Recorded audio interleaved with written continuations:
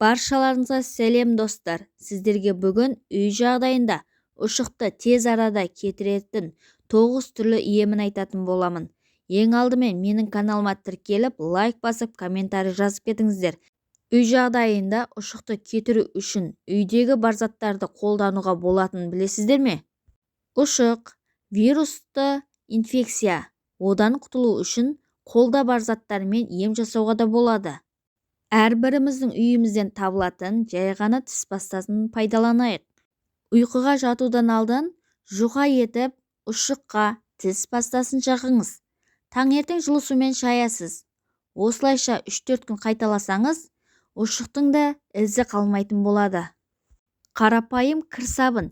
Егер ұшығыңыздың үсті қышып мазаласа, онда кір сабынмен сүртіңіз. Сонда вирус инфекция жойылып кетеді. Күнделікті қолданып жүрген ас тұзымызды аламыз, оны майдалап ұнтақтап аламыз. Сосын ұшық шығып тұрған ұшықтың бетіне шашамыз. Соны жарты сағаттай шашып жатаңызсыз.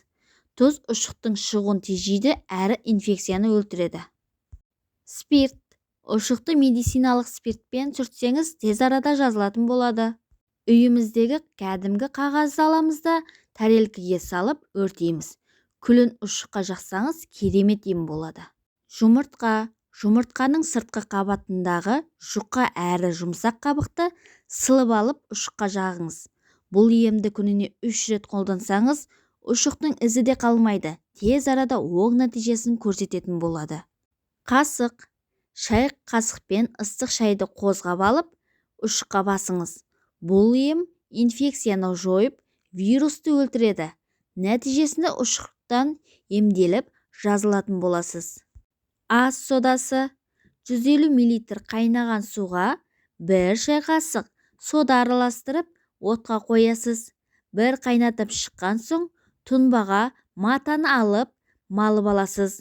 Ауырған жеріңізге таңасыз. Сарымсақ.